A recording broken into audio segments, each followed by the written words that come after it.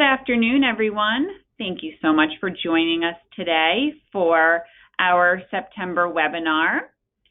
Just a few housekeeping items. If you have questions during the webinar, please feel free to type them in the question box. I know our presenter is anxiously awaiting some participation in this webinar. Also, following the webinar, I'd ask that you give us 7 to 10 business days to get your CEUs posted to your account and your letters out indicating that you sat in on this webinar and are receiving credit. At this time, I'd like to welcome our presenter, Reverend Matthew Binkowitz. Matthew has graduated from Hamilton College with a BA in Biology and Russian Studies, Christ the Savior Orthodox Seminary with a BTH, and from the Catholic University of America with a Master's in Theology. He is also a Fellow in Thanatology, accredited by the Association for Death Education and Counseling. He is a bereavement counselor and chaplain at the Hospice of Central New York and Hospice of the Finger Lakes.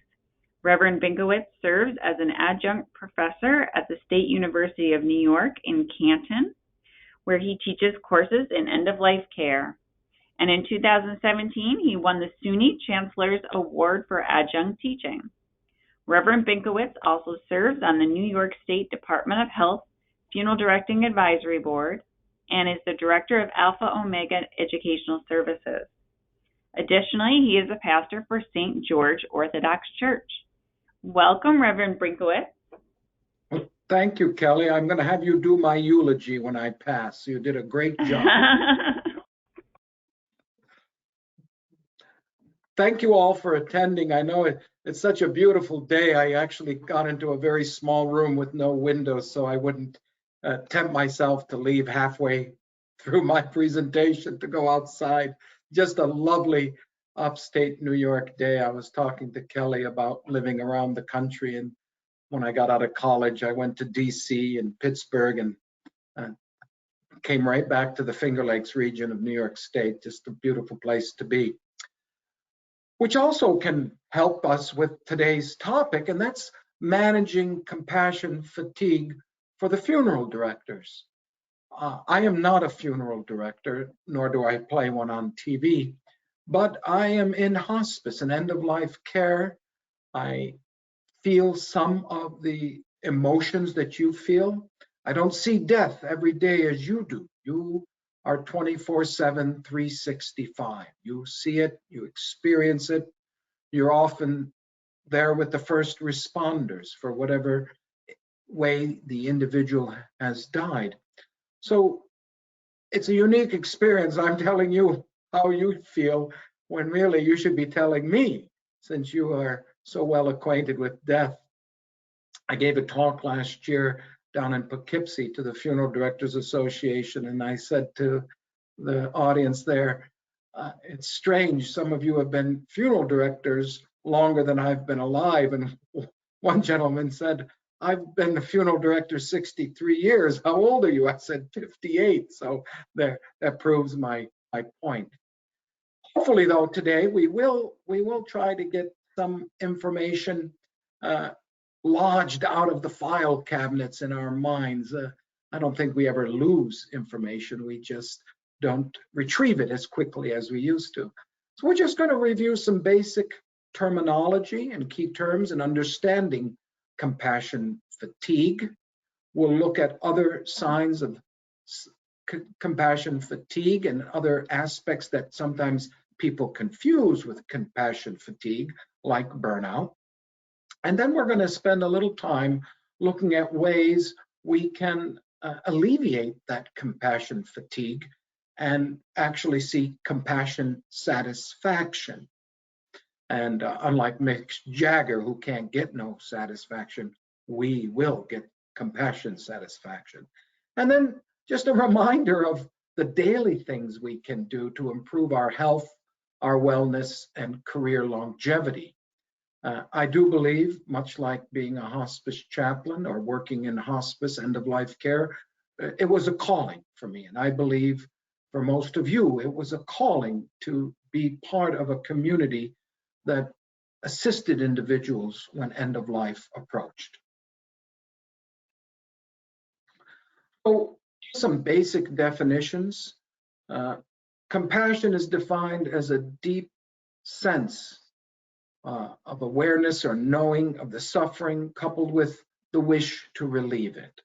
So we have this understanding that there's something very basic, that we recognize the suffering of an individual or a group of individuals. Then we go down another layer and we acknowledge the thoughts and feelings. We empathize and we involve ourselves with that concern. You do that each and every time you go to do a removal.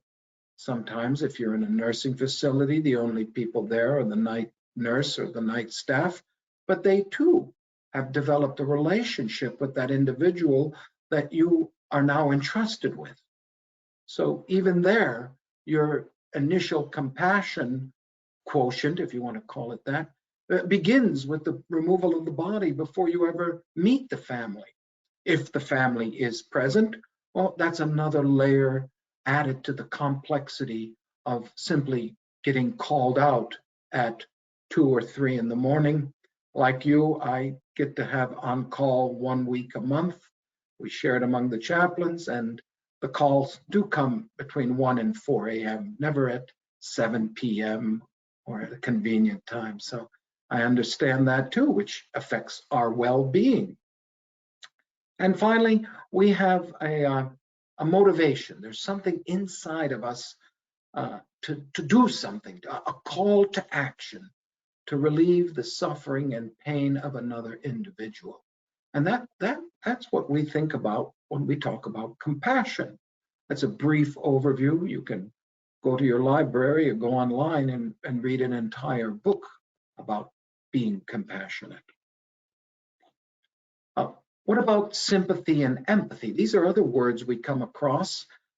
People often jumble them together in the same group, and they share a lot of commonalities, but they're not quite the same. Sympathy brings about an understanding that we share someone else's feeling, sorrow, or trouble. So in a receiving line at your funeral home, you'll hear a lot of people say, "I'm very sorry for your loss." That's probably the most basic sympathetic gesture we could do. We vocalize, we shake a hand, we embrace someone. We take part in someone else's feeling by taking on that sorrow and their misfortune. And we acknowledge that pain or that loss. I'm so sorry for your loss. And there's a gesture, a hug, a handshake, whatever it might be, depending on the relationship of the individuals involved. One sees sympathy in action. That's why we do these things. That's why you engage in calling hours. Empathy, on the other hand, is an understanding and sharing the experiencing feelings and emotions of the other person. So you too may have lost a child due to, let's say, something like the opioid epidemic, which I know several funeral directors have, and you are at the funeral of an individual that you may or may not know who also experienced the death of a loved one, or their loved one may be there. That's empathizing. You've walked that walk. It's not the exact example because each death is unique to itself, but you are there to understand that by simply saying, I share your loss. My son, my daughter, my spouse died from opioid epidemic. And we have an ability to understand others' feelings as if we were having them ourselves, as I just explained. And we make a concerted effort to take that time to feel that loss and go a level deeper than just saying, I'm very sorry for your loss, and a handshake, and you move on, or you send what we call a sympathy card. There are no empathy cards. You have to physically involve yourself with empathy. Maybe that's the best way to look at it. You have to invest much more of your spiritual, emotional, and physical well-being to empathize with someone. I just want you to sit back for a moment and take a few minutes to think about the following questions you see on your screen. When was the last time you showed compassion? And what effect did this act have on you and those around you? Do you experience these feelings often? Or, on the contrary, has a considerable amount of time passed since you actually showed compassion? And this is the initial pretest to see if you have compassion fatigue or compassion satisfaction. Monday, I learned that a local caregiver in our neighborhood who stays nights with a 99-year-old neighbor had experienced the death of her sister. They discovered each other through those DNA tests, so she only knew her sister 6 years. This woman is in her mid-60s. And I did say I was sorry, but I also went that other effort. I made that other effort and went to the next level. And I said, tell me about your first reaction when you discovered you had a sister, having lived 56 years without knowing that. And, you know, it eased that pain just enough to get her, you know, to discuss, to talk, to empathize. I have never lost a sibling, or as far as I know, I don't have one out there, thanks to my dad or mom being busy during their marriage together. So, in other words, that's what happened.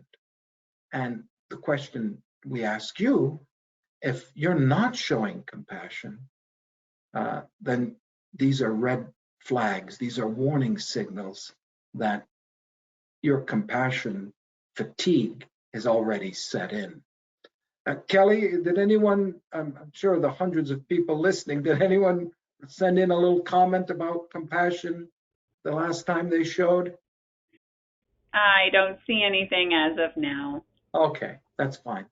I didn't expect it, but I thought I'd try. Compassion fatigue. So let's delve into what is compassion fatigue. It's a deep physical, emotional, and spiritual exhaustion accompanied by acute emotional pain. Put that in layman's terms, it's our declining ability to show empathy for others due to that overexposure to suffering. First responders, nurses, the unmentioned group are funeral directors. For some reason, people believe that funeral directors, this somehow comes naturally. You were born with these gifts and talents to deal with death, sometimes to deal with the violent death of a suicide or murder or accident, and that, you know, it's just part of your daily duty. Regardless of where you are in end of life continuum as an end of life practitioner, you experience compassion fatigue. It does get to you. And as I started my comments a few slides ago, you folks are 24/7, 365. I might be fortunate enough to be at a house during my little visit of 1 hour when a patient does die. That rarely happens. In my 25 years as a hospice chaplain and bereavement counselor, I can probably count on 2 hands the amount of time that has happened. You are there every time you respond. You're there at the death. So it is something very serious and something for some of you that really needs attention. So how does one come down with compassion fatigue? By the way, there's no shot, there's no booster, there's nothing to deal with it that way. It's not that easy. We have to work on this. Well, basically from long exposure to the suffering of others. Every day, that is something you're exposed to in your line of business. Listening to the descriptions of traumatic events experienced by others. Obviously, when the family comes in to make final arrangements, usually after the death of their loved one, some of them go into great detail about the pain and the suffering. Some go into a chronological review of how their spouse or loved one first came down with their illness. And you patiently listen, but you're also absorbing it. This is an accumulation of, well, we could call them toxins in one way, and that they do affect your body in a negative way. Oftentimes in a funeral home with two employees, husband and wife, father and son, mother and child, whomever is running the joint, there's little emotional support in the workplace. There can't be. You're a two-person operation, and you're dealing with every aspect of an incredible gift you give people in your calling as funeral directors. So some of us turn to jogging, some of us turn to workouts, others turn to the old local favorites, alcohol and cigarettes, and now we can offer up marijuana or cannabis, whatever you want to call it. And so again, not treating and managing disease, but just simply trying to gloss over the pain, and that never works either. Other signs and symptoms of compassion fatigue: you can't fall asleep. The other night I've got 3 talks this week to give, and I woke up at 2 o'clock, and 2:15, 2:45, 3:15, 4:30 I threw in the towel and got up and started working. And I realized I am not handling this week very well. I need to do something very different. We become more bothered by startled responses. We're not just simply reacting in a normal way, but everything, even the simplest knock on a door or a phone ringing, starts us into the flight or fight mode. We may begin to avoid places and things that are reminders of our events. We may become distant. We may have continual thoughts and images about those events. And it could even lead to depression or anxiousness, all of which, this is bound to happen to many of us in end-of-life care. This is not a sign of weakness. This is a sign of facing reality. Those nurses and doctors that worked with that terrible COVID virus when it first broke out did indeed have a very high risk of coming down with it, and some did and some died, not out of their own weakness or human frailty, but exposure. And that's what you folks experience each and every day: a highly, in some cases, toxic exposure. And it's also something that you enjoy. Those nurses and doctors enjoy being nurses and doctors. You enjoy being funeral directors. I enjoy my work in hospice and end-of-life care. So it's not something we want to get rid of. It's something we want to manage, something we want to keep in check. Then just your own well-being, a list of our work-related concerns. This avoidance, our reduced capacity to feel for our families, frequent use of sick days, right? That's always a good one. We used to have an employee at another hospice who once a week, our team chief would say, well, it's Wednesday, guess who's calling in sick? And all of a sudden the phone would ring, and like clockwork. A lack of joy, a lack of satisfaction with the work we do. Physical signs, well, there they all are, just as one would expect. The slightest disturbance causes us to physically react to our compassion fatigue. And all of these do affect us. We do get migraines, we do get headaches, we have tension, we don't sleep well. There's fatigue and cardiac concerns and other health concerns, our diet and all of those other matters that we take into account. So this is just an idea of what's out there that can affect all of us in end-of-life care, but especially those who are 24/7. And that's what fits your bill exactly. Just a few other things to look about is burnout. That's the frustration with the work environment and stressors.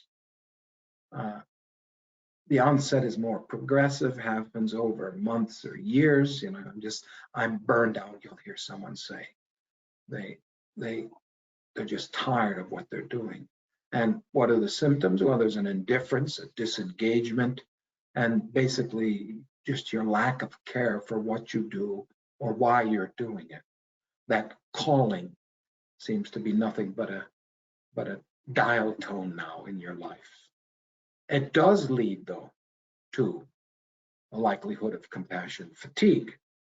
And, staring at the computer, looking at the bills, having the state send in another form that needs to be filled out in duplicate, and be careful where you staple the document because it covers over the little box you have to check. These are just things I've learned from Tom Fuller's presentations about documentation over the years. And then there's secondary trauma as well. That repeated exposure to the details of pain and suffering.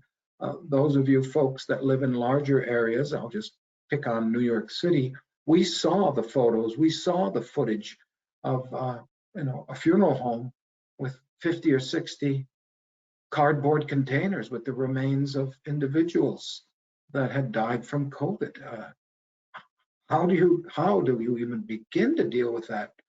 And New York City isn't as cold as upstate New York. Fortunately, it was January, February, and March, but come April, May, and June, those issues could have been really, really severe. So again, the trauma you experience on a daily basis. What I'd like you to do is just to take a quick self-assessment. If you go online, most of self-assessments are 50 questions, and there's just not enough time in an hour presentation. Perhaps I'll be able to do one of these in person where we can all sit down and take the time to look at these questions. But these are 9 statements that I want you to look at and just ask yourself, yes or no. Just a simple yes or no, and then count up all the yeses and all the nos.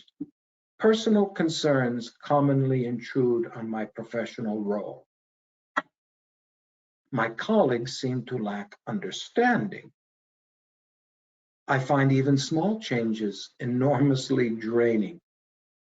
I can't seem to recover quickly after association with trauma. I complain a lot about my colleagues. My clients' stress affects me deeply. I have lost my sense of hopelessness. I feel vulnerable all the time. I feel overwhelmed by unfinished personal business. So you can see how we're not just talking about your life in the funeral home, it's your life outside as well. Because we pretend we can separate work from play or work from home, but in reality, we can't. We identify ourselves in many instances by what we do for a living. I'm a funeral director, I'm a chaplain, I'm a plumber, I'm a CEO, whatever it might be. We associate ourselves with what we do. And in this case, ask yourself, how many yeses and how many nos? Now, number 5, I complain a lot about my colleagues. That is always not an indicator of compassion fatigue. It could be the fact that your colleagues are just lazy bums. But mostly, again, it's an effect of you who have changed and how you look upon those you work with. Once you saw them as your friends and companions, teammates, so to speak, but now they're just annoyances. What changed? They're still doing their job. Are you doing your job? So just a reminder of what's going on in the world that you live in, the world that I live in, and how our work can affect us. There's demographic data to look at. In 2003, there were almost 5,900 funeral directors. Then we look in 20 years later, there's 3,300. That's fewer funeral directors, basically with the same population. So we have fewer individuals handling the same number of deaths that occur in the state. And you could look at the funeral homes. We went from a number, my screen is currently blocked, I'm sorry, I think it's about 2,000, to about 1,650. So we can see the decline. And what does that mean for you as funeral directors? It means you have less time for yourself. You're going to be called more often to deal with those events that can lead to compassion fatigue. Now, there are usually 1% to 2% of those individuals that if they don't work 28 hours a day, they're not happy. This particular webinar is not for them. There are some people that just love to do what they're doing and can't wait to do it. But the rest of us, the other 98%, we need that break. We need to find something to rejuvenate and renew our spirit. And this is what can affect it in a negative way, the fact that there are fewer of you doing the same job.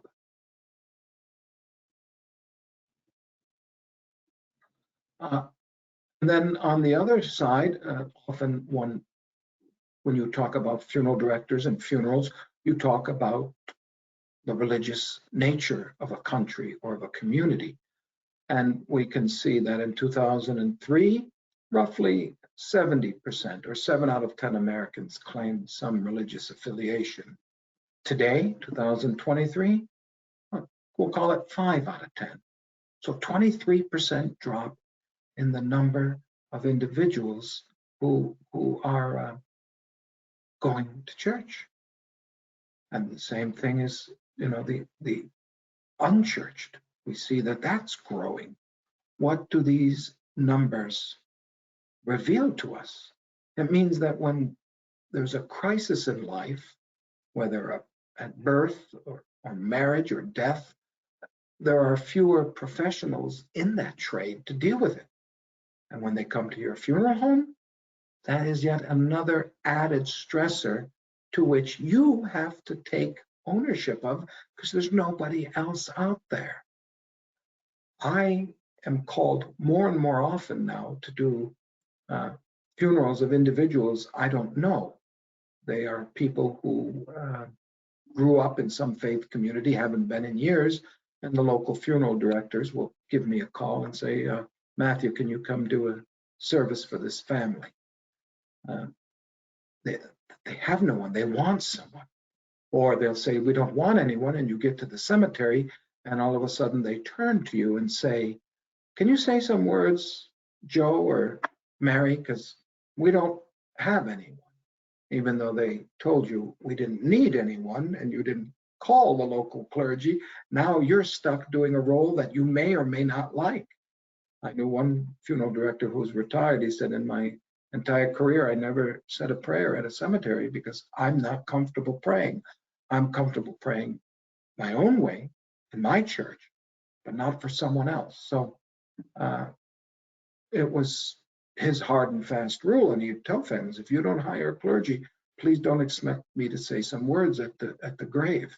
So oftentimes he would say, perhaps a family member will do it. And I don't think the family was all that happy, but that would send him over the top, and it may send you over the top as well. But these are just items to keep in mind when you're going through all of the possible stressors. Think about all the roles you've taken on since you first came on board as a funeral director. You're not just removing a body. You're not just embalming a body, if it's that way. You're not just setting up calling hours and moving a body from a funeral home to a house of worship or cemetery. You're taking on added roles that professionals once held. Now, all of a sudden, you have to get trained in those, and that increases anxiety and all those other factors that can affect compassion fatigue. So where do we get our compassion? How did compassion come about? Well, basically, philosophically, and again, these are basic rudimentary ideas that I've boiled down. Compassion is that driving force, that human innate desire that we all want the highest good for all of us. It's where virtue meets justice. All of us want a chance. We all want to do what is right for everyone. High tide raises all ships, right? That's what we want. We just don't want one group benefiting over the other. The religious component of compassion, deeply seated in love, pity, mercy, forbearance, being able to suffer with, right? The Hebrew racham and the Greek pathos, and obviously the word compassio, to have mercy, is from the Latin, but it's an understanding of that higher being of God showing compassion on his people. There's also a secular component to our understanding of compassion. It's a response to human frailty that, motivates us and our duties towards other. It's by its very nature instills in us that desire to intercede, to become active on behalf of others. We are moved to act by another's distress. The most basic act of compassion: a baby's crying in a crib. You lift it up, you pat it on the bottom, and all of a sudden you realize your hand is wet, right? And the baby's crying out. It needs support. It needs you to be compassionate enough to change that diaper. We do this in other ways, but from a very young age, we express our need for others to show compassion, and we do that. The Dalai Lama came up with this nice quote: if you want others to be happy, practice compassion. If you want to be happy, practice compassion. What he didn't tell you is try to avoid compassion fatigue, and that would have been a nice part to talk about as well.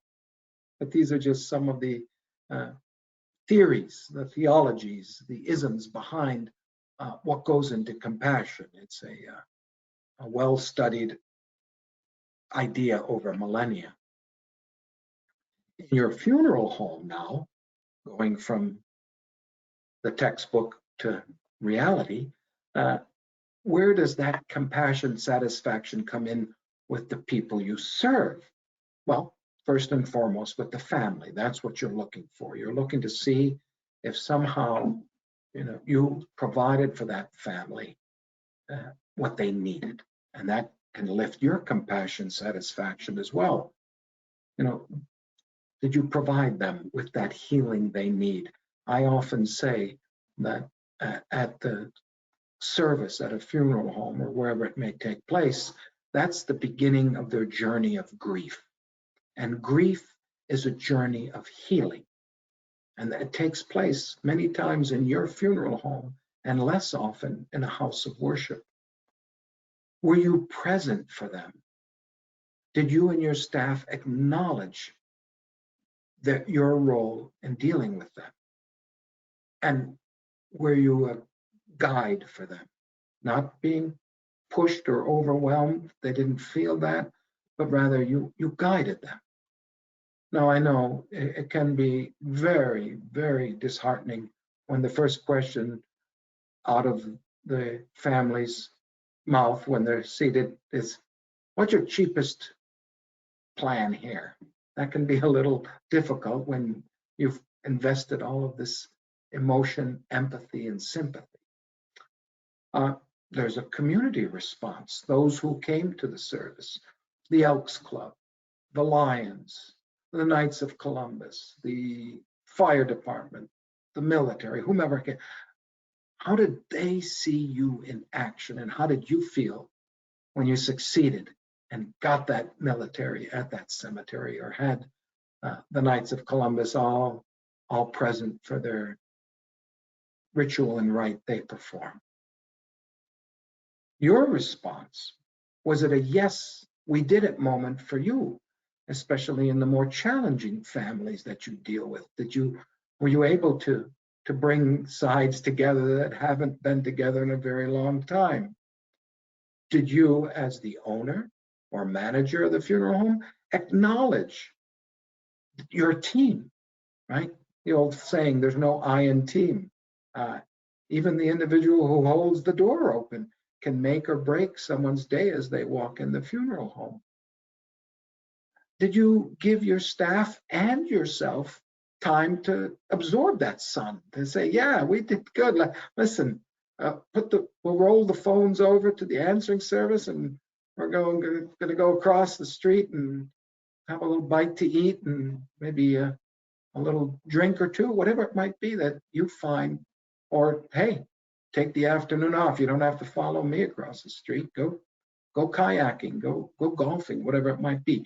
Did you reward someone for doing the job well done, and not say, that's what I pay you for, just do your job? No, that's not the way life works. Compassion satisfaction is highly contagious, and it's a wonder drug. You know, like the long distance runners, when they hit that high, I don't know how they do it in 26 miles. Mile one would do me, and the endorphins and the enkephalins. The same thing happens in the human body when we reach that compassion satisfaction. When that family leaves the cemetery, you know, arms over each other's shoulders, and they give you a last wave, and they mouth thank you.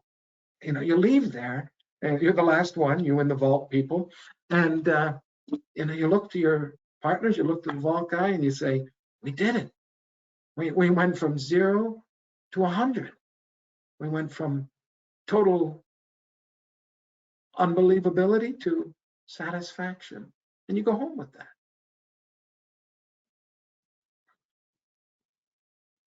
Take a look at these two aspects of how I've provided you with compassion fatigue and compassion satisfaction.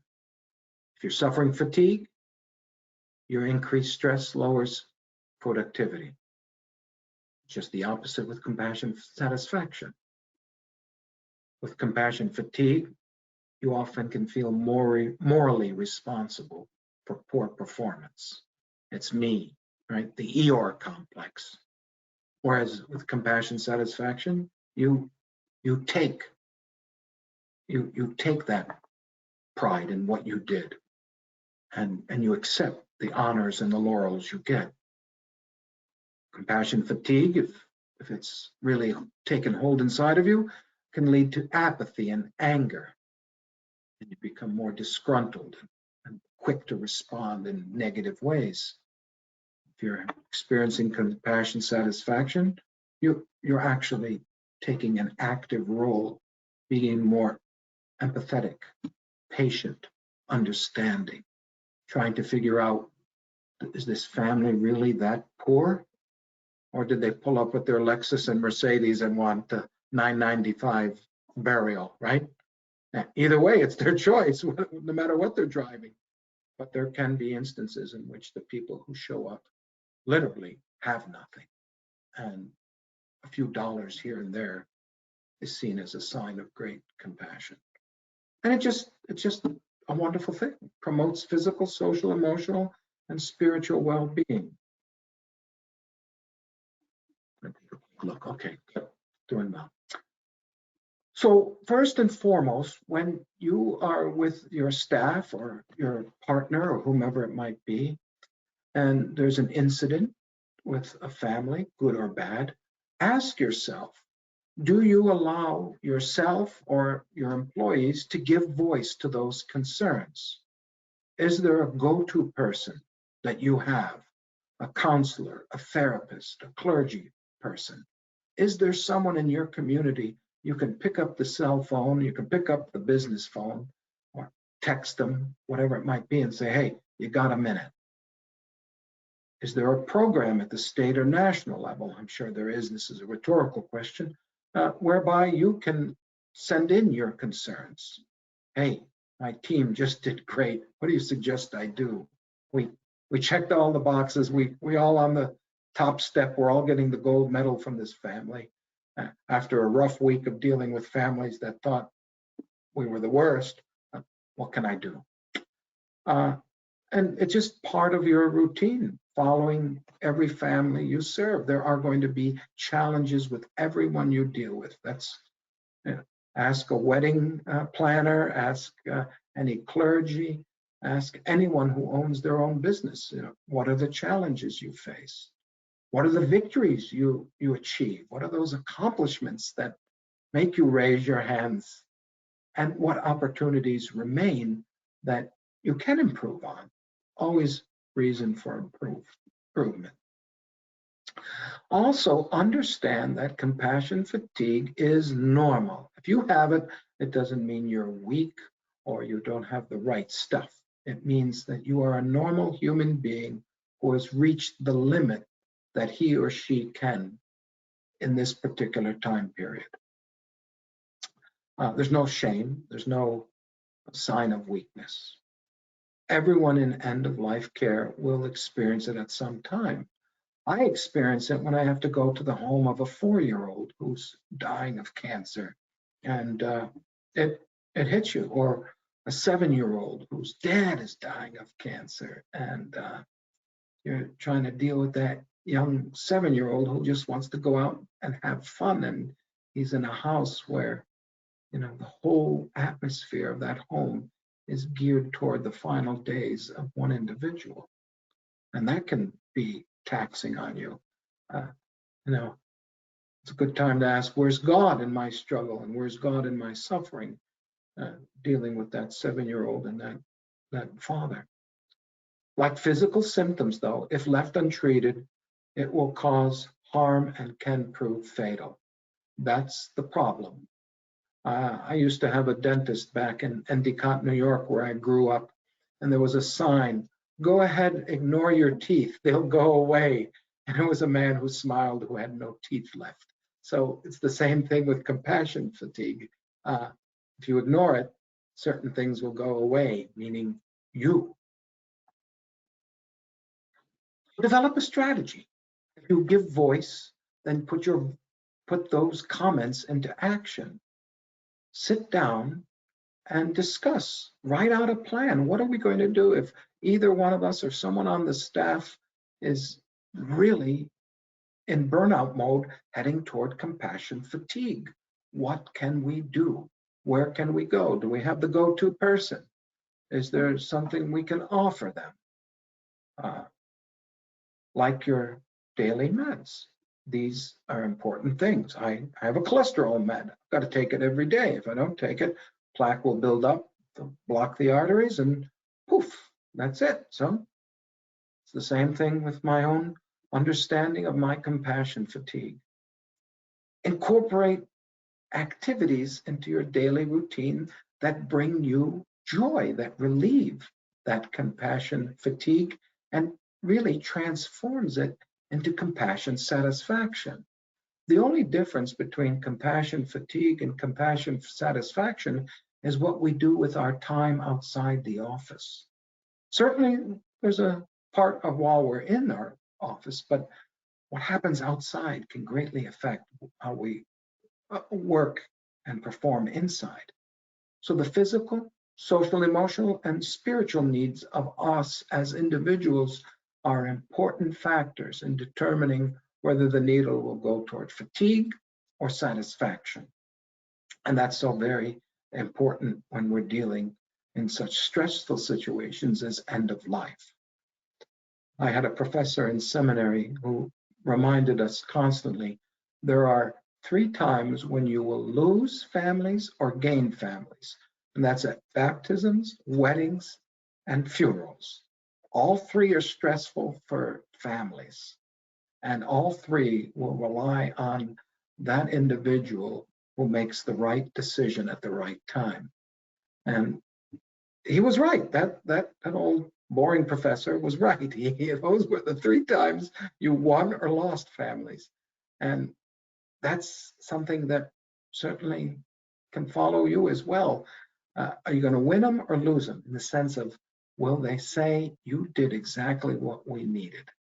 And for the most part, I think, at least with the funeral homes I deal with, I work with about a dozen, let's say, funeral homes in Onondaga, Cayuga, and Tompkins County. And I'll tell you, the times I'm there, which is a small percentage, a lot of happy families looking into the eyes of the funeral directors and staff with heartfelt compassion that they got them through this initial start of their journey of healing, their journey of grief. So obviously, many people are doing it right. And they're doing it right because they're following a good, healthy life. So you discuss, you give voice, you strategize, then implement the plan. Monitor and assess your worker, your team, yourself, your partner.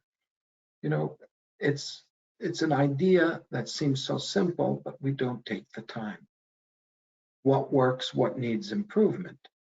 Physically, emotionally, spiritually. Are you taking care of yourself? Some will say yes.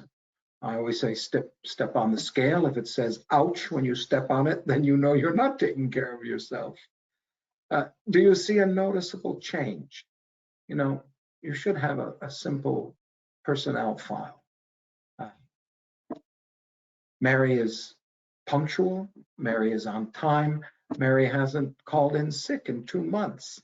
Something positive has changed, because prior to that, she was angry, irritable. Home life wasn't good. So there's a lot going on in our lives that takes that needle back and forth. So how do we prevent compassion fatigue? If you can cure the common cold, then you can cure compassion fatigue. We can't. It's the cost of being a funeral director. It's the cost of being a nurse, a doctor, any profession, chaplain that requires you to deal with human beings at moments of crises in their lives. That trauma and that repeated exposure to death and dying is something you have daily. You may have even grown up with it. Perhaps you're 4th or 5th generation funeral director. That doesn't matter. Your DNA somehow doesn't have that extra compassion chromosome on it. It's something you have to work on throughout your entire life. We adjust. We adjust our existential view to the role we play in end-of-life care. We know we keep our boundaries, but we're willing to go outside them when needed. We engage to increase that compassion satisfaction and move that needle to the right side of the dial. We engage in activities that bring us feelings of accomplishment, not only at work, but outside of work as well. We do a personal assessment, our purpose, our meaning. What did we do today to bring about some form of compassion? Was it simply listening? Was it getting actively involved? Was it not running the red light when you're already 5 minutes behind, or gesturing to the individual who did run the red light on the other side, making you pause for a moment? Lots going on in our world today.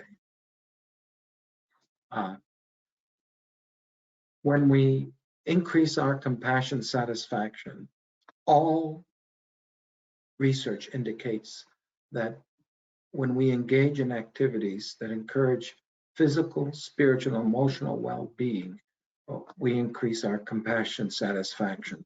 Those endorphins and those enkephalins, those naturally occurring chemicals in our bodies, go to the brain receptors and they lift our spirits.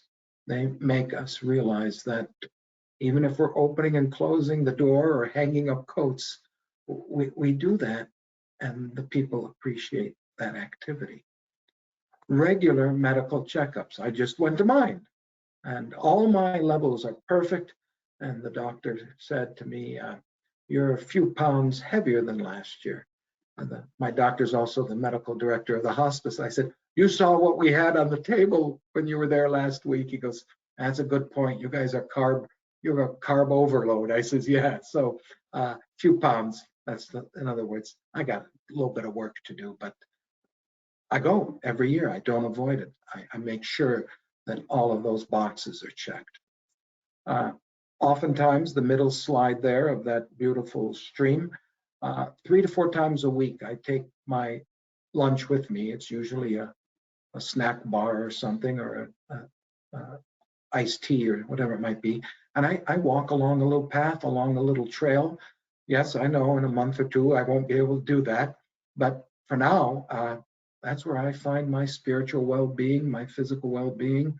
I keep a change of shoes in the car, a goofy hat, a little bug spray, and off I go. And boy, that 20-minute stroll or walk makes all the difference in a day. Join a league of some sort. Promote your physical well-being. All the rage now is pickleball. Golf seems to be a big choice of funeral directors as well. Whatever it might be, you choose something outside of your work environment that brings you joy, or challenges you, or makes you think, or makes you forget. Whatever it might be, these aspects are so vital for our inner well-being, which reflect on our outer appearance to others. Again, engage in activities, join a club. I have a friend, retired funeral director, but he loves trains. He'll go all over the country to look at train setups. I don't get it. I don't have to get it. On the far left of the screen, those are not 3 individuals from Duck Dynasty, but me in the middle and my older and younger brother. We get together every year and we go big game hunting on property we own. I don't usually shoot a deer, but it's something we do. We bond, we get together. I cannot tell you how relaxing it is to be 15 to 20 feet off the ground in a tree, gently swaying as the tree moves, and just observing nature. Believe me, I do a lot of observing because deer are a lot smarter than we think. And it's just something that I find joy in with my brothers. Attending meetings for support and self-care. Nothing wrong with going to your meeting to find renewed spirit and whatever it might be. And of course, you just recently had your convention in Saratoga Springs, the New York State FDA convention. And what a great place to be, Saratoga, you know, there's so much to do just to relax and unwind. These are important things, and get your credits as well. Your spirituality is so very important. I don't mean going to church, temple, or synagogue, unless that is your choice, but your corporate worship, as well as your private worship. Some people have taken on self-meditation, yoga, simply designing their own little area where there's a fountain or running water. The little prayer corner you see in photo number 3 is the place I go to every morning before I turn on my cell phone, before I do anything. My bleary-eyed body goes there, and I open up my Bible and I light my little candle. It's just my ritual, and I take 15 to 20 minutes before I do anything. It's something that gives me my inner peace. Doesn't have to be the morning, could be the evening, could be during the afternoon. Whenever it is, just make sure you continually do that and don't put it off, because sound body, sound mind, sound spirit, all of them work together. Just imagine yourself being who you were 20, 30, 40, 50 years ago. You can. I often say to people, I feel like I'm in my 20s. Believe me, I don't look anything like I did in my 20s, but I feel it. I feel renewed each and every day because I take time out for myself, even though I'm in a very stressful environment. We are almost done, and we're almost at the right time. What can you do? Why is compassion so important for you? Because it does promote social connection, increases happiness, well-being. You bring joy to the families you serve. It helps you as a parent or a grandparent. It helps you deal with employees and colleagues. It makes you love what you're doing. That individual who said, I've been a funeral director for 63 years at the beginning of the talk I mentioned, isn't doing it for the money now. He goes because he still likes doing it. Son and grandson do all the heavy lifting. He just probably answers the door. And combined with good self-care is a recipe for a healthy individual. So some final thoughts as we're coming to the end of our program. If you don't take time for yourself, your surgeon will. You'll have your bypasses. Don't worry, they'll come. There are just so many options out there. There are so many ways to increase your compassion satisfaction. Call up someone, see someone, give someone a call if there's nobody at your place of work, or if you're a one-person operation, take a look around. Always find new gifts and talents. For years, my wife has been begging me to go horseback riding. She grew up in rural Connecticut, loved horses. And so a couple of years ago, I went out with her. I really like riding horses. I was frightened at first, but there's something very beautiful about riding a beast and putting your trust in that beast. And I'm a little sore when I get off that horse, but it's a beautiful experience. And I thank the horse when I'm done and give her a carrot, of course. And then just ask yourself, if I'm on the other side of the compassion scale toward fatigue, what do I need to do starting now to get that needle to move towards satisfaction? I know Kelly's listening, and I hope the others are listening, but thank you very much for your attention. It's just about the hour, so I think I've fulfilled that part. If you'd like to contact me in person and chat with me, there's some information right there. My phone number, my email, and the website, and anything else you might need. Just type in my name in the Google search. There aren't many of us, so you'll come upon me somewhere. Kelly, I'm going to turn it over to you and see if there's any questions or concerns or comments. Thank you so much, Reverend Binkowitz. We have lots of thank yous and wonderful presentation comments. So I really think this is very timely and something we can all benefit from. I really appreciate your time and this information. I just want to thank everyone for being on the call today. And just a reminder, give us about 5 to 7 business days in order to get your portal, reflecting of today's webinar, and we will get your letters out as soon as possible. Again, if you have any questions, you can contact myself, or like Reverend Binkowitz said, you can always reach out to him. I hope everyone has a great day. And once again, thank you so much, Reverend Binkowitz, for your time. Thank you. Take care. Take care.